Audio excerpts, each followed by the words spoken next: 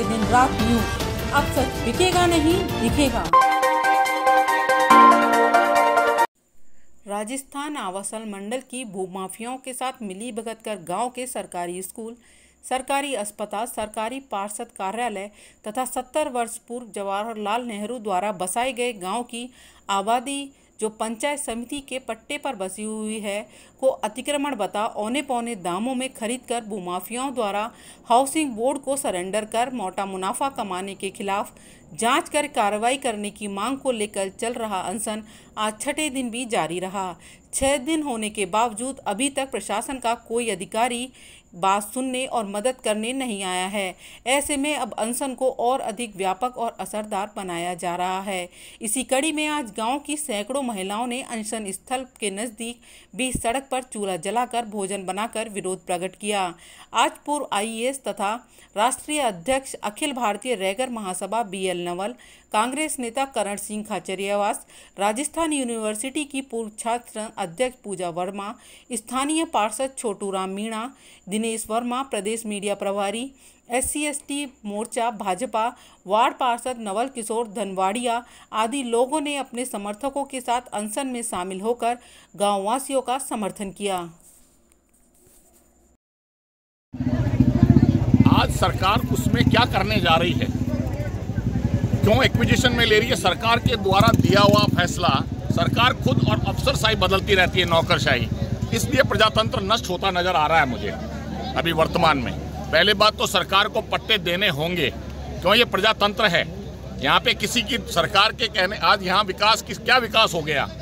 Doctor Bhimrao Ambedkar, आज देश को संविधान ने बहुत कुछ दिया है। संविधान के देने के बाद आज कंट्री कहाँ खड़ी है, ये सोचना होगा। वर्तमान में सरकारें राग द्वेष न करें, हर चीज को वर्तमान में प्रजातंत्र नष्ट होता क्यों नजर आ रहा है? राजनीति का औद्योगिकरण हो गया है, पुलिस का औद्योगिकरण हो गया है, समाचार दर्पण का औद्योगिकरण होने के पीछे के क्या कारण रहे हैं? साधु संतों का औद्योगिकरण हो गया है, ये जनता के द्वारा हुआ है। अब आज हम राजनीतिक बात करते हैं। वर्तमान में प्रजातंत्र देश में जातिवाद, धर्मनिरपेक्षता, साम्यवाद, समाजवाद, राष्ट्रवाद के अंदर हर चीज समाहित होती है। आज वर्तमान में कंट्री ने नेताओं ने इस कंट्री को कहां ले जाके खड़ा कर दिया। जैसे फॉर एग्जांपल 10 जून 1956 के फैसले को होने के बाद आज सरकार को इनको पट्टे दे देने चाहिए, इनको जो मूलभूत जो इनकी सुविधाएं होनी चाहिए। भाई आज वर्तमान में इनको पानी, रोटी, कपड़ा और मकान की लड़ाई चल रही है। आज हम जैसे लोग इनके साथ खड़े हो जाएंगे, क्यों ये प्रजातंत्र है। हम कभी किसी प्रकार कोई गंदा फैसला नहीं होने देंगे जो जनहित में नहीं होगा। जनता से बड़ा कोई नहीं है, ये प्रजातंत्र है। बार बार मैं कह रहा हूं, ये राजतंत्र नहीं है। हम वर्तमान की बात करेंगे और कुंदनपुरा गांव की जीत 100% होगी, चाहे हमें कुछ भी करना पड़े। NSCI से भी जुड़ी है, आपकी पार्टी की सरकार है, इनके साथ अन्याय क्यों हो रहा है? बिल्कुल, मैं कांग्रेस पार्टी की कार्यकर्ता हूं और यहीं कुंदनपुरा गांव की रहने वाली हूं। तो ये बहुत ही पुराना विवाद है और हमारे जो स्थानीय विधायक हैं उनको भी इस मामले के बारे में पता है। तो मैं कैसे इतनी कड़ी धूप में, आप देख सकते हो कितनी गर्मी है और हमारी महिलाएं, हमारे बच्चे भूखे प्यासे रहकर इस गर्मी में यहाँ रोड पे बैठे हैं, तो मैं घर में कैसे रह सकती हूँ? तो मेरी जो आत्मा है, मेरे को दुख हुआ, ये देखो दया, मेरे को इतना दुख हुआ कि मेरी जो दादी सम्मान माता है यहाँ बैठी है, तो फिर party, Congress party, BJP party क्या करेगी? कांग्रेस का बहिष्कार करेंगे? बहिष्कार, हम लोग किसी का विरोध नहीं कर रहे, किसी के खिलाफ नहीं कर रहे, हम हमारे हक और अधिकारों की बात कर रहे हैं। हमारी जायज मांगे, उचित मांगे, न्याय संगत मांगे, तो हम सरकार से निवेदन कर रहे हैं कि ये हमारी समस्या है, इसका समाधान करो। शासन मंत्री से मिल रहे हैं? बिल्कुल, अभी हमारे बीच में खाचरियावास जी आए और हमारे CM साहब से हम टाइम ले रहे हैं, तो जल्द से जल्द हम लोग उनसे मिलेंगे और हमारी जो समस्या है उनको बताएंगे। स्थानीय विधायक आई नहीं है गंगा देवी? बिल्कुल, मैं आपके मीडिया के माध्यम से ये कहना चाहती हूँ कि कान खोल के सुन लो स्थानीय विधायक साहब, मैडम, कि इन्होंने कुंदनपुरा के गांव के लोगों ने आप लोगों को मत देकर विजयी बनाया और आज जब इन लोगों को आपकी सबसे ज्यादा जरूरत है तो आपने अपने घर के दरवाजे इनके लिए बंद कर लिए। तो शर्म आनी चाहिए हमारे स्थानीय विधायक को। आज मैं किसान की बेटी इन लोगों के साथ कंधे से कंधा मिलाकर खड़ी हूँ। समर्थन है। मैं तीनों चारों जो मीटिंगें हुई थी और हम पवन अरोड़ा जी से भी मिले थे और शांति धारीवाल जी के भी, उनमें सब में मैं शामिल रहा हूँ और पूरी तरह मैं गाँव वालों के शुरू से साथ था और मेरे को सब चीज़ों की शुरू से नॉलेज थी।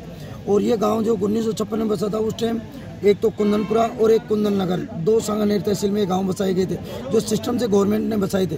अगर अब इनको रोड में जो ज़मीन लेनी है तो उसके लिए गांव वाले ऑब्जेक्शन नहीं कर रहे। गांव वाले चाहते हैं भाई रोड में ज़मीन लो, पर हम के ज़मीन के बदले में ज़मीन और जो 501 रुपये में पट्टा जो सरकार की घोषणा उसके अनुसार 501 रुपये में पट्टा दिया जाए और हम खुद हटाने के लिए तैयार हैं। जो भी हमारा वो जगह है छोटराम में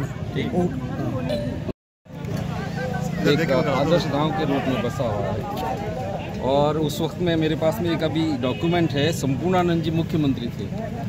ये डॉक्यूमेंट जो यहाँ पर शिलान्यास किया हुआ है, संपूर्णानंद जी जब यूपी के मुख्यमंत्री थे तो 1956 में इस गांव को आदर्श गांव के रूप में स्थापित किया था।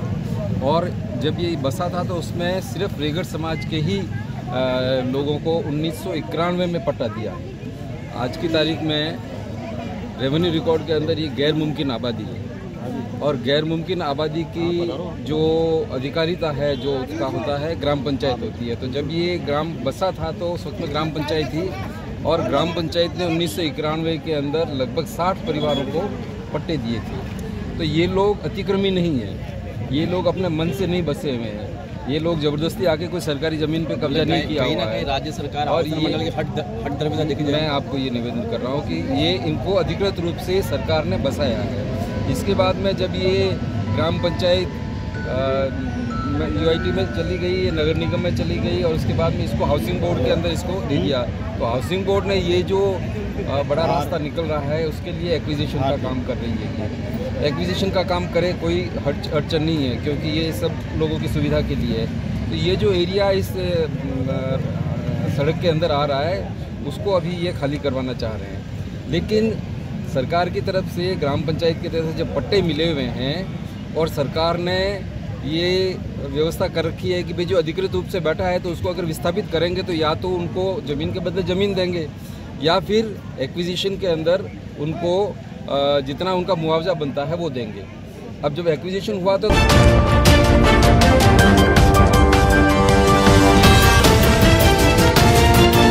आप देख रहे हैं खबरें दिन रात न्यूज़।